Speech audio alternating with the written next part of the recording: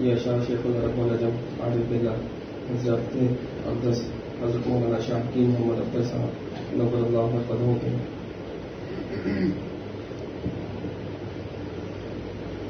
سوائے تیرے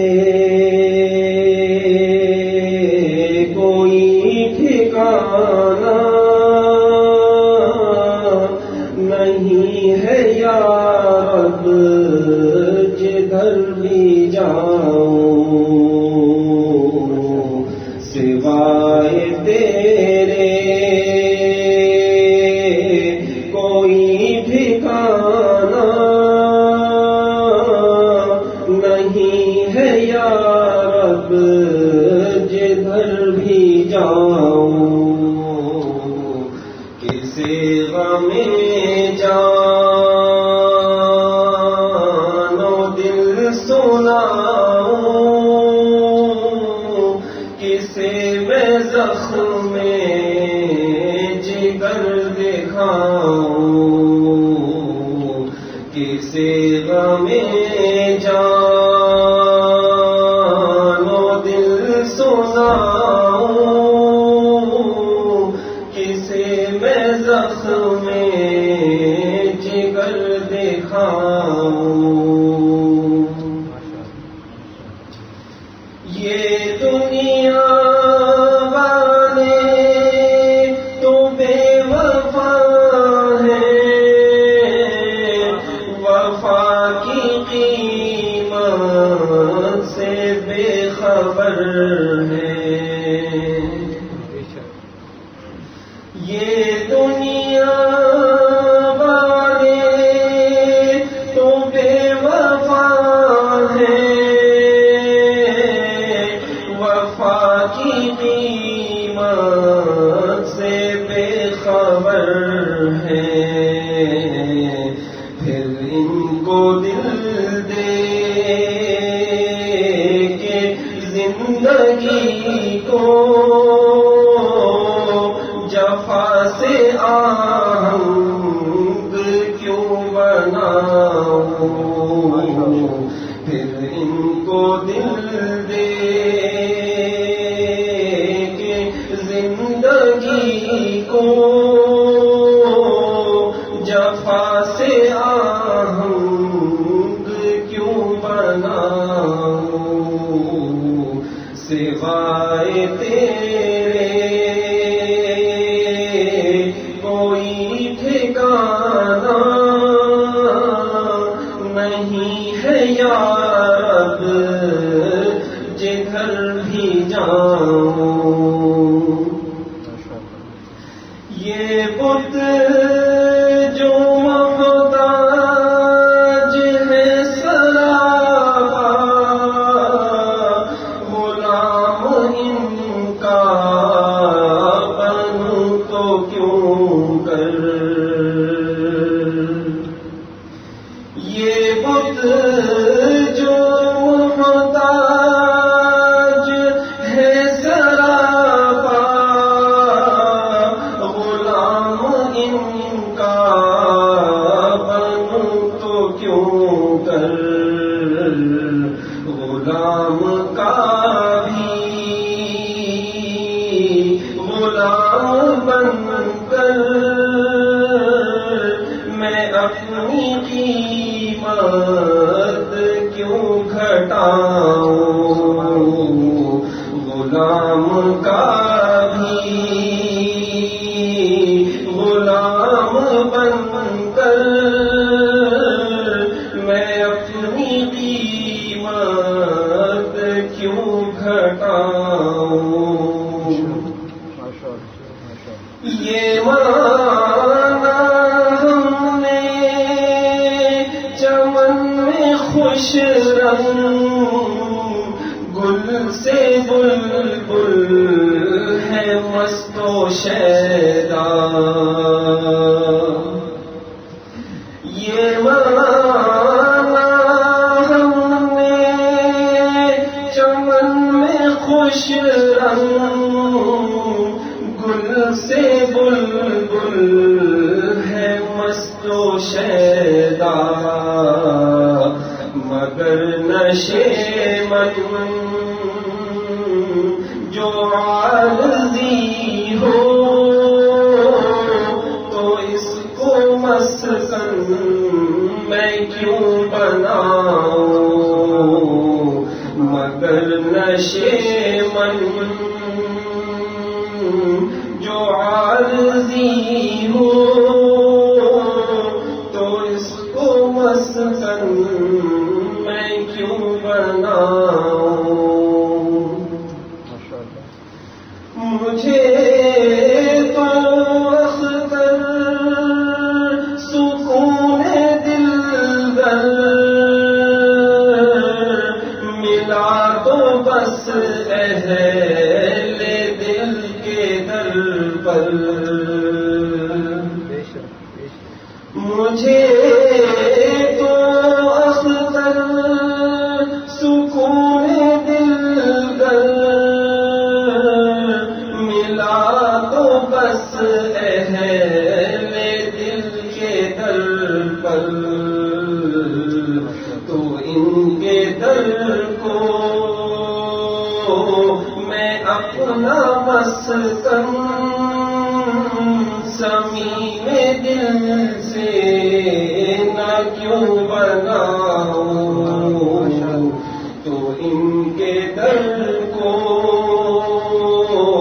میں اپنا مسکن صمیم دل سے نہ کیوں بناؤں، یہ بت جو محتاج ہیں سراپا غلام ان کا بنوں تو کیوں کر، غلام کا بھی غلام بن کر میں اپنی قیمت کیوں گھٹاؤں، غلام کا بھی غلام بن کر میں اپنی قیمت کیوں گھٹاؤں، سوائے تیرے کوئی ٹھکانہ نہیں ہے یا رب، جدھر بھی جاؤں کسے غم جان و دل سناؤں، کسے میں زخم جگر دکھاؤں۔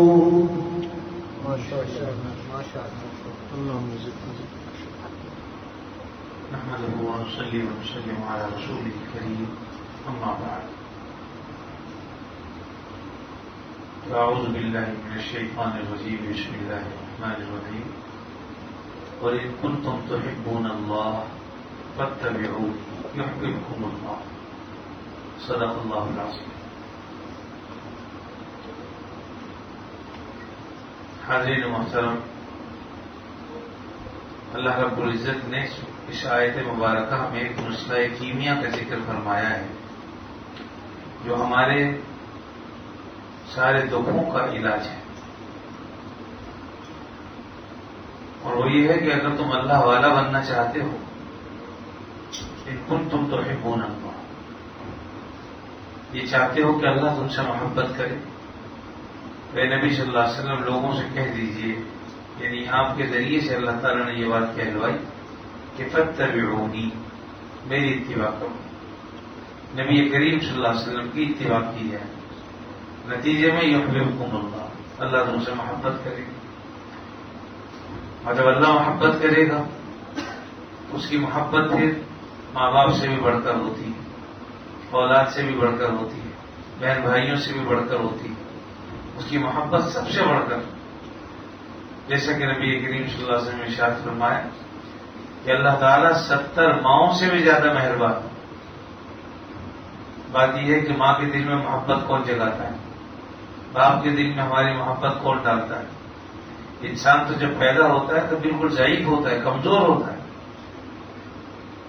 اسے اگر کوئی مارے تو اسے کچھ خبر نہیں کہ کس نے مارا، کوئی مکھی کاٹ لے تو اسے پتہ نہیں چلتا کہ کیا ہوا، وہ مکھی تک اڑانے پر قدرت نہیں رکھتا. تو انسان تو ایسا ضعیف پیدا ہوا ہے. اللہ الذی خلقکم من ضعف، اللہ تعالیٰ نے جو پیدا کیا ہے انسان کو ضعیف پیدا کیا ہے، لیکن اس کے بعد پھر اللہ تعالیٰ ہی آہستہ آہستہ اس کی پرورش فرماتے ہیں، نشو و نما ہوتی ہے، جس کے نتیجے میں انسان ایک طاقتور انسان بن جاتا ہے، اور پھر آہستہ آہستہ وہ انسان اللہ تعالیٰ کے مقابلے پر آ جاتا ہے.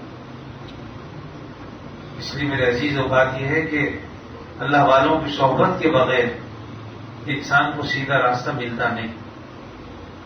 اور جتنے بھی اللہ والے گزرے جب تک انہوں نے کسی کی جوتیاں سیدھی نہیں کی ہیں اس وقت تک انہیں خدا نہیں ملا. اس لیے اللہ والوں کی صحبت کے بغیر کچھ حاصل نہیں ہوتا. آدمی کو اپنا نفس مٹانا چاہیے، اپنے آپ کو مٹا دینا چاہیے. حضرت والا رحمت اللہ علیہ کا جو معاملہ تھا، ابھی حضرت والا کی مختصر سی سوانح بھی شائع ہوئی ہے. حضرت میر صاحب رحمۃ برکاتہ العالیہ نے حضرت والا کا مختصر ذکر کیا ہے، اور قریب انشاءاللہ تفصیلاً بھی ارادہ ہے ان کا کہ اس کو شائع کریں گے. تفصیلاً ذکر اس کا حضرت کے حالات آئیں گے. لیکن اگر آپ اس کو بھی پڑھ لیں تو پتہ چلے گا کہ حضرت ابتدائی سے کس طریقے سے اللہ تعالیٰ کو کی تلاش میں تھے. گویا فرماتے ہیں کہ جب والد صاحب نے طبیہ کالج میں داخل کرا دیا تھا تو ان کے جو ساتھی تھے، دوست تھے، وہ تو ادھر ادھر چلے جاتے تھے الٹی سیدھی حرکتوں کے لیے، لیکن حضرت والا کو درمیان میں حضرت مولانا محمد احمد شاہ پرتاپ گڑھی رحمۃ اللہ علیہ کی صحبت میں اثر آ گئی. روزانہ حضرت وہاں چلے جاتے تھے اور رات کو 11 بجے واپس آتے، اور یہ ایک دو دن نہیں، سال ہر سال یہ معمول رہا. تو بات یہ ہے کہ آدمی جب تک طلب پیدا نہیں کرے گا اپنے اندر اس وقت تک کوئی چیز حاصل نہیں ہوتی. تو اس لیے اگر کوئی آدمی یہ چاہتا ہے کہ وہ اللہ والا بنے تو ایسا نہیں ہو سکتا کہ اللہ والا بھی بنے اور گھر میں جو ہے اس کے بت بھی ہوں. اللہ والا بھی بننا چاہے اور بد نظری بھی کرتا ہو، اللہ والا بھی بننا چاہے اور گناہوں کا بھی ارتکاب کرتا ہو. آدمی کو پھر اس سے گریز کرنا، یعنی گناہ تو ہوں گے لیکن ایک یہ ہے کہ اپنے دل کے ارادے سے کرتا ہے، اور ایک یہ ہے کہ ہو جاتے ہیں کوشش کے باوجود. تو انسان بہرحال خطاؤں کا پتلا ہے، غلطیاں ہوتی ہیں، لیکن اچھا انسان وہی ہے کہ اگر غلطی ہو جائے تو فوراً اللہ تعالیٰ سے رجوع کرے کہ اللہ مجھے معاف فرما دیجیے. آپ صلی اللہ علیہ وسلم نے ارشاد فرمایا کہ جو آدمی توبہ کرتا ہے وہ اصرار کرنے والوں میں سے نہیں. اصرار کرنے سے منع فرمایا کہ گناہ کر لیا، توبہ کر لیا، دوبارہ مت کرو. لیکن اگر کوئی شخص توبہ کر لیتا ہے پھر گناہ ہو گیا، پھر توبہ کر لی، پھر گناہ ہو گیا، پھر توبہ کر لی، تو فرمایا کہ اصرار کرنے والوں میں سے نہیں. یہ توبہ ایسی چیز ہے کہ گناہ کو مٹا دیتی ہے بالکل. اس لیے آدمی صدق و دل کے ساتھ اللہ کی طرف رجوع کرے اور توبہ و استغفار کو کبھی نہ چھوڑے. مجذوب رحمۃ اللہ، حضرت مجذوب رحمۃ اللہ علیہ جس کو فرمایا کہ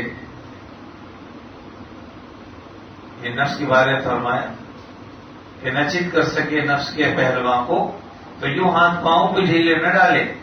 ارے اس سے کشتی تو ہے عمر بھر کی، کبھی وہ دبا لے کبھی تو دبا لے. ایسا نہ کرو کہ ہمیشہ نفس غالب آ جائے.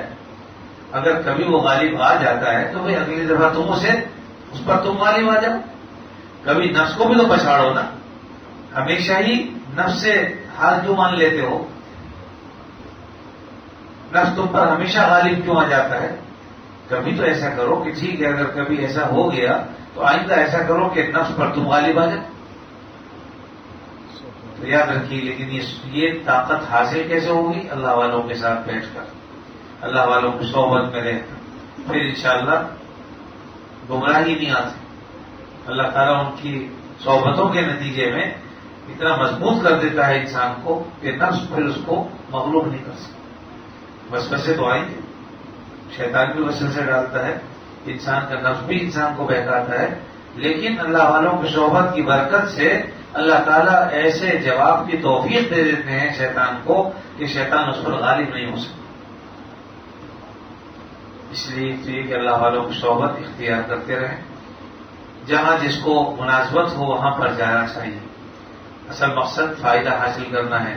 اللہ تعالیٰ اگر کسی کی مجلس میں جانے سے گناہ کم کرا دے، بدنظری سے عبادت ہو جائے، برائی کو برائی سمجھنے لگے، نیکیوں کی طرف رغبت بڑھ جائے، دنیا سے بیزاری اور آخرت سے محبت پیدا ہو جائے، تو پھر سمجھ لیجیے کہ بھئی یہاں جانا فائدے مند ہو رہا ہے، اور جب یہ فائدہ حاصل ہو رہا ہے تو انسان کو آگے بڑھ کر اور مزید قدم بڑھانے چاہیے۔ تو بہرحال یہ اللہ تعالیٰ کا ارشاد ہے کہ کنتم تحبون اللہ فاتبعونی، کہ اگر تم اللہ سے محبت چاہتے ہو کہ اللہ محبت کرے تو میری اتباع کے بغیر چارہ نہیں۔ حضرت والا نے ہمارے کئی مرتبہ اس بات کو ارشاد فرمایا کہ پھر خاندان کی، برادری کی پیروی نہیں کرنی، اللہ اور رسول کی اتباع کرنی ہوگی بس، کیونکہ آپ نے فرمایا میری اتباع کرو۔ اب اگر کسی کے یہاں خاندان کی پیروی کی جا رہی، خاندانی پیر ہے اور اسی طریقے سے دیگر ہے، اگر وہ پیر صحیح ہے تب تو کوئی حرج نہیں، لیکن اگر خدا نہ کرے وہ پیر ککڑ چیر جس کو کہتے ہیں، تو فرماتے ہیں کہ بعض پیر ایسے ہوتے ہیں کہ ان کا پیٹ جو ہے وہ مرغوں کا قبرستان ہوتا ہے، اور جب کسی گاؤں دیہات میں جاتے ہیں اور وہاں کے مرغے خبر سن لیتے ہیں کہ پیر صاحب آ رہے ہیں تو بیچاروں پر جو ہے وہ اوس پڑ جاتی ہے کہ وہ لوگ بھی آ گئے۔ بہرحال مرغ کھانا بھی حرام نہیں ہے، لیکن یہ کہ مقصد زندگی یہ نہ ہو۔ اللہ تعالیٰ پر جب ہم مر مٹیں گے اور اللہ تعالیٰ کے جو احکامات ہیں ان کو بجا لائیں گے، یہ سب چیزیں تو خود بخود حاصل ہوں گی، لیکن ابتدائی زندگی تو آدمی بزرگوں کی دیکھیں کہ کیسی گزرتی۔ ہمارے حضرت والا نے جب مسلم مولانا روم لکھی اور کسی کے ذریعے سے حضرت مولانا شیخ بنوری رحمۃ اللہ کی خدمت میں اس کو ان کی خدمت میں پیش ہوئی تو حضرت فرمایا کہ بھی اس کے اشعار تو ایسے ہیں جیسے کہ مولانا روم نے خود کہے۔ تو جب پتہ چلا کہ بھئی یہ حضرت مولانا حکیم اختر صاحب نے لکھے ہیں، فرمایا کہ ہاں شاہ عبد الغنی پھولپوری رحمۃ اللہ علیہ کے ساتھ میں ایک صاحب کو دیکھتا تو تھا کہ ایک لنگی سی باندھے ہوئے ہوتے تھے اور خادمانہ سا تھا، مجھے یہ پتہ نہیں تھا کہ خادم حضرت تھے۔ پھر فرمایا کہ حضرت تو بہت بڑے عالم۔ تو بہرحال بات یہ ہے کہ انسان جب چلا جاتا ہے اس کی قدر معلوم ہوتی ہے، لیکن حقیقت یہ ہے کہ حضرت نے اپنی پوری زندگی بزرگوں کی خدمت کرتے ہوئے گزاری۔ حضرت مولانا احمد شاہ صاحب پرتاپ گڑھی رحمۃ اللہ علیہ، حضرت شاہ عبد الغنی پھولپوری رحمۃ اللہ علیہ، یہ چھوٹا سا وسوسہ پیدا ہوتا تو سیدھے بھاگ جاتے تھے شیخ کی خدمت۔ حضرت فرماتے ہیں ایک دفعہ کچھ معاملہ پیش آ گیا تو میں پیدل چلتا ہوا حضرت کے یہاں پہنچا، حالانکہ حضرت کا جو گاؤں تھا وہاں سے اور پھولپور کافی فاصلہ تھا، لیکن چین نہیں تھا اس لیے رات کو 2-3 بجے چل پڑا، اور ایسے وقت میں پہنچے کہ عین بقرعید کے دن مسجد میں حضرت بیٹھے ہوئے تھے، قرآن مجید کھولا ہوا تھا اور قرآن مجید کی تلاوت ہو رہی تھی، جا کے حضرت بیٹھ گئے، اور پھر جب حضرت نے نگاہ ڈالی تو فوراً السلام علیکم کہا اور اپنا تعارف کرایا کہ میں اختر ہوں اور فلاں جگہ سے آیا ہوں اور اتنے دن قیام کا ارادہ ہے۔ فرمایا کہ سب باتیں حضرت تھانوی رحمۃ اللہ علیہ کی کتاب سے پڑھ لی تھی، فوراً آداب کے اعتبار سے میں نے بتایا۔ حضرت نے میرے بڑے بیٹے کو بلایا، کہا کہ مجھے ناشتہ کرو اور فرمایا کچھ آرام کر لوں۔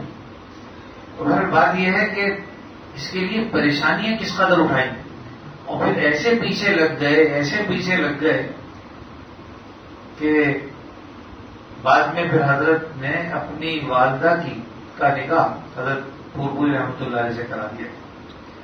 تو ان سے ایک مرتبہ انہوں نے فرمایا کہ اختر میرے پیچھے ایسے لگا رہتا ہے کہ جب بچہ اپنی ماں کے ساتھ لگا رہتا ہے۔ تو بات یہ ہے کہ یہ تڑپ تھی دل کے اندر، تو اللہ تعالیٰ نے صحبت بھی ایسی عطا فرمائی۔ تو میرے عزیزوں بات یہ ہے کہ جب تک آدمی میں یہ چیز، یہ داعیہ پیدا نہ ہو، جذبہ پیدا نہ ہو اپنی اصلاح، اس وقت تک اصلاح ہوتی نہیں. تو آدمی کے اندر داعیہ بھی ہو، جذبہ ہو، اور پھر صحبت صالحین اختیار کرے، اور پھر جو کچھ وہ بتائیں اس کے مطابق زندگی گزارنے کی کوشش کرے. اور جتنی چیزیں ایسی ہیں جن کو ترک کرنا چاہیے، کوشش کرے کہ جو چیزیں فوری طور پر ترک کر سکتا ہے انہیں تو فوراً ترک کر دے، اور جو فوراً ترک نہیں ہو سکتی تو حضرت مولانا تقی عثمانی صاحب دامت برکاتہ العالیہ فرماتے ہیں کہ اللہ تعالیٰ سے ان کے لیے دعا کرے کہ یا اللہ یہ چیزیں جو میں چھوڑ سکتا تھا فوراً چھوڑ دی، اور جو نہیں چھوڑ سکتا تھا فوراً، تو میں آپ سے درخواست کرتا ہوں کہ آپ مجھ میں ہمت پیدا فرما دیجیے کہ میں ان چیزوں کو بھی چھوڑ دوں. انسان اپنے ماحول سے، مختلف چیزوں سے بعض اوقات اتنا مجبور ہو جاتا ہے کہ فوری طور پر کوئی چیز نہیں چھوڑ پاتی. لیکن اگر انسان میں جذبہ ہو، اللہ تعالیٰ سے مدد بھی مانگتا ہے تو اللہ تعالیٰ اس کی مدد فرماتے ہیں. اور ایک وقت ایسا آ جاتا ہے کہ پھر اللہ تعالیٰ دل میں خواہش پیدا ہوتی ہے اور اللہ اس کی خواہش کو پورا فرما دیتا ہے. اس لیے میرے عزیزوں، اللہ تعالیٰ کو حاصل کرنے کے لیے اللہ والوں کی صحبت اختیار کرنا ضروری ہے. اور ہمارے بزرگ یہ فرماتے ہیں کہ کسی سے بیعت ہونا تو ضروری نہیں ہے، لیکن اپنی اصلاح کرانا واجب ہے اور ضروری ہے. اصلاحی عمل تو فوراً شروع کر دینا چاہیے، بیعت ہو یا نہ ہو اس سے کوئی فرق نہیں پڑتا، لیکن اپنی اصلاح کا عمل آدمی شروع کر دے تاکہ آدمی کا اصلاح تو فوراً شروع ہو جائے. بعد میں جب اللہ تعالیٰ مناسبت پیدا کر دے تو جس سے چاہے مناسبت پیدا ہو جائے وہاں بیعت بھی ہو جائے گی. کوئی اچھی بات نہیں. بیعت ہونا سنت ہے اور اپنی اصلاح کرانا یہ واجب ہے، اور پھر اس کے ساتھ ساتھ اپنے گھر والوں کی اصلاح کی بھی کوشش کرتا رہے، اور معلومات کر لے کہ بھئی کون سی کتاب ایسی جو گھر میں شروع کروں. تو ہلکی پھلکی کتاب سے ابتدا کی جائے اور پھر آہستہ آہستہ گھر کے والوں کے ذوق کے مطابق اس مجلس کو آگے بڑھایا جائے. یعنی ایسا نہ ہو کہ شروع ہی میں آدھا گھنٹہ پون گھنٹہ شروع کر دیں، بلکہ شروع میں 5 منٹ کی مجلس کافی. پھر جب گھر والے خود اس کا مطالبہ کریں کہ کچھ وقت اور بڑھائے تو پھر اس کو بڑھائی. حضرت تھانوی رحمۃ اللہ علیہ کے ملفوظات اس سلسلے میں معلوم کر لیا جائے کہ کون سے آسان، اس لیے کہ حضرت کے جو ملفوظات ہیں ان میں اردو ایسی استعمال کی گئی کہ ہر آدمی کے سمجھ میں آتے بھی نہیں، اس لیے بہت سے حضرات نے ان کو آسان بھی کیا ہے. حضرت کے بہت سے بعض ایسے ہیں جو مشکل ہیں لیکن پھر اس کو آسان کر کے بعض لوگوں نے پیش کیا ہے. تو بہرحال اس طرح کی جو بھی کتابیں ہیں اس میں رسول اکرم حضرت ڈاکٹر عبدالحی رحمۃ اللہ علیہ کی وہ گھر میں رکھی جائے، تھوڑی تھوڑی کر کے اس کو پڑھی جائے، بیان کی جائے، تاکہ گھر والے سنیں کہ نبی کریم صلی اللہ علیہ وسلم کا کے طریقے کیا تھے اور ہمارے طریقے کیا ہیں.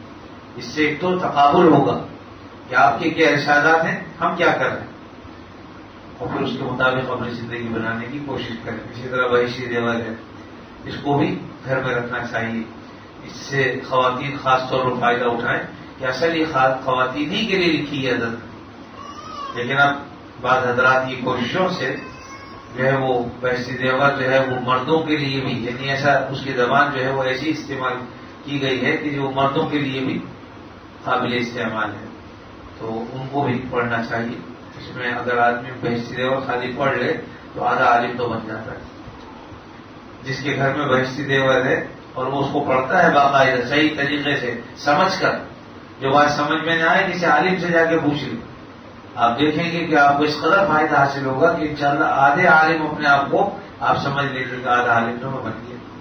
باقی جو آدھے ہیں انشاءاللہ وہ بھی صحبت سے آدمی الحمدللہ جو لوگ صحبتوں میں جاتے ہیں تو آہستہ آہستہ آہستہ آہستہ الحمدللہ ان کو اللہ تعالیٰ ایک ایسا پیمانہ عطا فرما دیتا ہے صحیح اور غلط کا کہ وہ غلط اور صحیح کی جانچ رکھتے ہیں. یہ صرف صحبت کے نتیجے سے حاصل ہو جاتی ہے کہ ان کا دل خود گواہی دیتا ہے کہ بھئی یہ غلط، اس طرح وہ مائل ہی نہیں ہوتے، اور جو بات صحیح ہوتی ہے اس کی طرف فوراً مائل ہو جاتا ہے.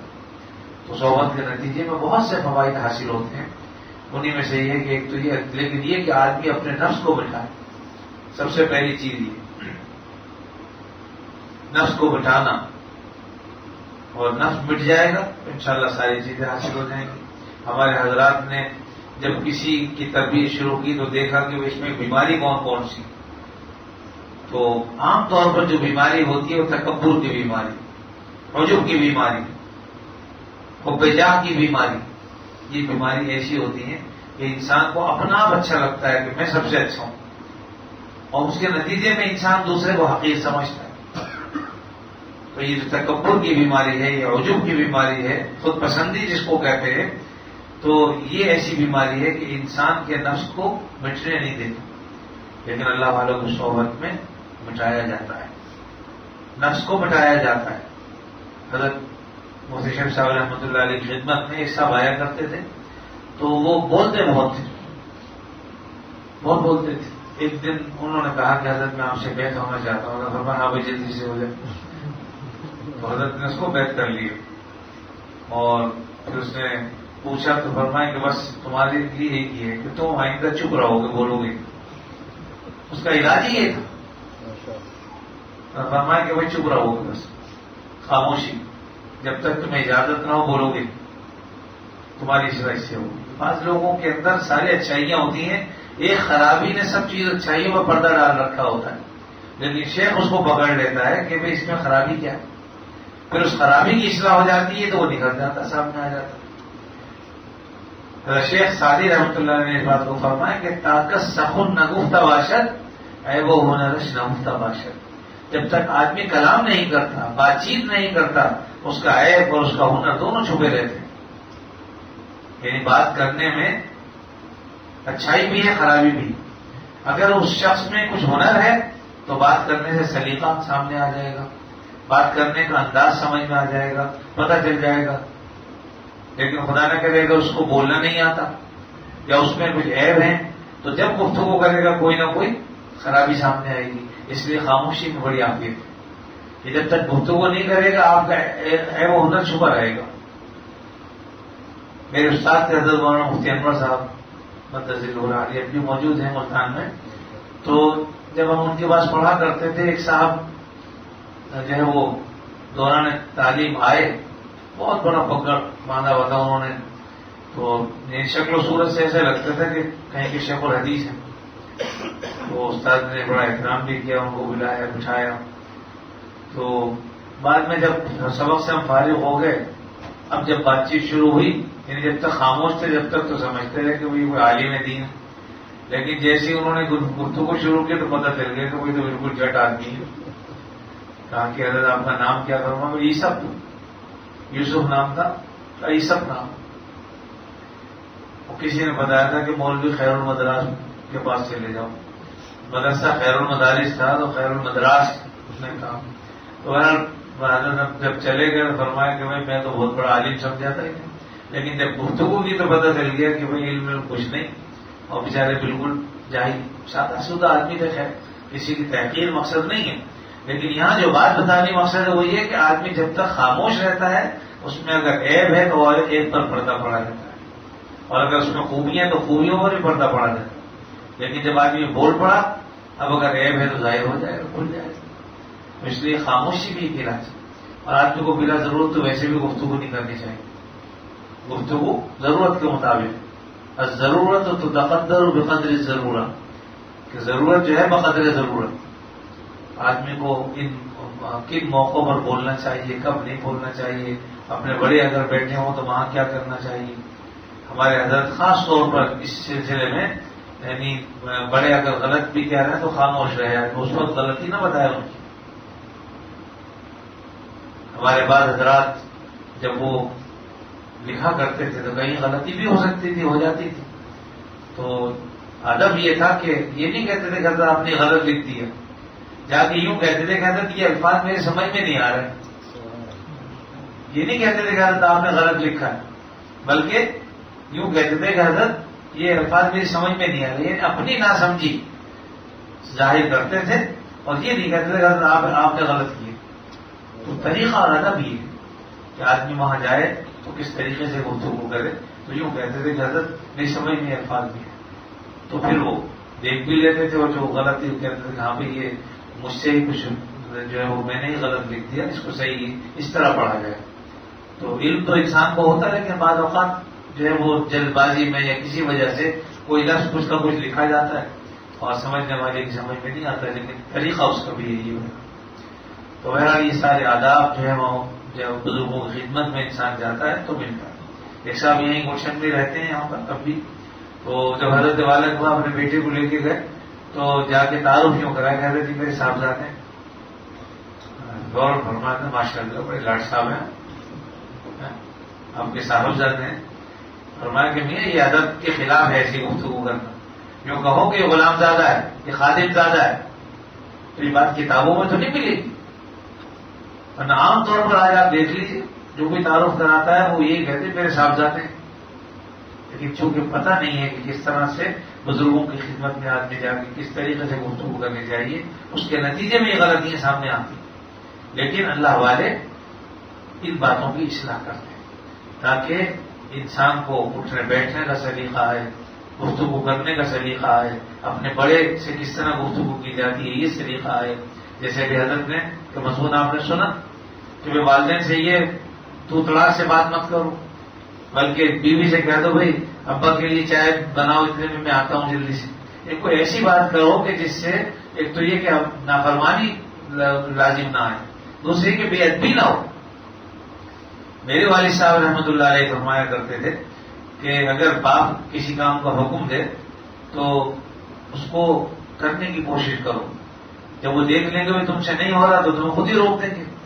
تو اس کی مثال یہ دیتے تھے کہ اگر کوئی کہے کہ پہاڑ اٹھا لاؤ تو پہاڑ اٹھنے کی چیز تو نہیں، لیکن ادب یہ ہے کہ جا کے اٹھانے کی کوشش کرے اس کو، اور پھر آگے کہہ دے کہ اٹھ نہیں رہا، لیکن اپنی سے کوشش تو کر لیں. تو اگر اپنا بڑا کوئی کسی کام کا حکم دیتا ہے تو فوراً اس کو جواب نہ دے دے، موقع محل کے مطابق بات کرنی چاہیے، اس وقت جواب نہ دے اور بعد میں پھر کسی موقع پر طریقے سے گفتگو کرے. اس لیے اپنے والدین سے اور اپنے بڑوں سے جب گفتگو کی جائے تو اس کا دامن یعنی ادب کا دامن ہاتھ سے نہیں چھوڑنا چاہیے. اور بھائی کسی نے خوب کہا ہے کہ بے ادب محروم مانت از فضل رب. جو آدمی بے ادب ہوتا ہے یا رب کے فضل سے محروم ہو جاتا ہے. بے ادبی بڑی خراب، بے ادبی ایسی چیز ہے کہ آدمی اللہ کے فضل و کرم سے محروم ہو جاتا ہے. ہمارے بزرگوں سے یہ بات تواتر کے ساتھ میں خود بھی سنتا چلا آیا ہوں اور الحمدللہ تجربہ بھی ہو گیا اس بات کا کہ جو لوگ اپنے اساتذہ کا اپنے بڑوں کا ادب اور احترام کرتے تھے اللہ نے انہیں پتہ نہیں کس مقام پر پہنچا دیا. اور جو لوگ ادب اور احترام نہیں کرتے تھے، اپنے علم کے گھمنڈ میں رہتے تھے، اپنے مطالعے کے گھمنڈ میں، ذہانت کے گھمنڈ میں رہتے تھے کہ ہم بڑے ذہین ہیں، بڑا علم ہے ہمارے پاس، اور اس کے نتیجے میں وہ بڑے سے بڑے استاد کو بھی کچھ نہیں سمجھتے تھے. لیکن آج دنیا ان کو جانتی بھی نہیں. اور کتنے ایسے لوگ ہیں جو بالکل ایسے تھے کہ غبی قسم کے تھے، لیکن اللہ تعالیٰ نے ادب اور احترام کرنے کی وجہ سے آج دنیا انہیں مشہور کر رکھا. ہمارے استاد یہ مولانا مفتی انور صاحب جن کا میں نے ذکر کیا، ایک واقعہ سنایا کرتے تھے حضرت مولانا عبدالعزیز رحمۃ اللہ علیہ کا. اور ایک جگہ ہے اس وقت نام ذہن میں نہیں رہا میرے، بہت یعنی بچپن میں سنا تھا یہ، لیکن یہ بہت غمی طالب علم تھے، لیکن ذہین نہیں تھے، لیکن پابندی کے ساتھ پڑھنے کے لیے آتے تھے. تو ایک دن ایک ایسے استاد جو ان پر بہت شفقت کرتے تھے انہوں نے بھی کہہ دیا کہ بھائی تم نہیں پڑھ سکتے. اس دن کے بعد سے جا کے گھر میں بیٹھ گئے. کئی دن تک نہیں آئے تو پھر استاد نے پوچھا کہ کیا بات ہے، طالب علم نہیں آئے پڑھنے کے لیے. تو بتایا کہ حضرت آپ نے جب سے یہ بات کہی تو دل پہ ایسے لگ گئی کہ اب وہ نہیں آتے کہ بھائی میں جب پڑھ ہی نہیں سکتا تو آنے کا فائدہ کیا. تو حضرت نے بلایا اور پھر سمجھایا محبت پیار سے اور کہا کہ تم خدمت کا کام کرو. تو انہوں نے کچھ خدمت کے کام ثبوت کر دیے. اللہ تعالیٰ نے اس کے نتیجے میں استاد کی بات بھی مانی، خدمت بھی کرتے رہے، ایسا حافظہ کھول دیا اور ذہن کھول دیا کہ بہت بڑے عالم. غالباً 32-33 سال کی عمر میں ان کا انتقال بھی ہوا، لیکن اس عمر میں انہوں نے کئی کتابیں لکھا. تو اللہ کی طرف سے رکاوٹ ہوتی ہے اور اللہ ہی اس رکاوٹ کو دور کرنے والے. لیکن یہ کہ آدمی ادب اور احترام ہمیشہ کرتا رہے. بے ادبی اچھی چیز نہیں، اس سے گریز کرنی چاہیے. پھر خاص کر ماں باپ جیسے ہستیوں کی ان کا احترام تو جس قدر بھی ہو جائے وہ کم ہے. اگر وہ ناجائز بات بھی کرے تو بے شک سن لے، اس کو نہ کرے، لیکن ان کو بدتمیزی کے ساتھ جواب نہ دے. بہرحال بہت سی باتیں ہیں، اللہ تعالیٰ اپنے فضل و کرم سے ہمیں اتباع سنت کی توفیق دے. تو آپ صلی اللہ علیہ وسلم نے فرمایا کہ جو شخص یہ چاہتا ہے کہ اللہ والا بن جائے اسے چاہیے کہ میری اتباع کرے، باپ دادا کی اتباع نہیں. نبی کریم صلی اللہ علیہ وسلم کی اتباع اصل چیز ہے. اگر کوئی شخص یہ چاہتا ہے تو تو نقش قدم نبی کے ہیں، جنت کے راستے اللہ سے ملاتے ہیں، سنت کے راستے. آدمی سنت کی پیروی کرے، سنت کی اتباع کرے، اور کمی کوتاہی پر اللہ تعالیٰ سے معافی بھی مانگتا رہے.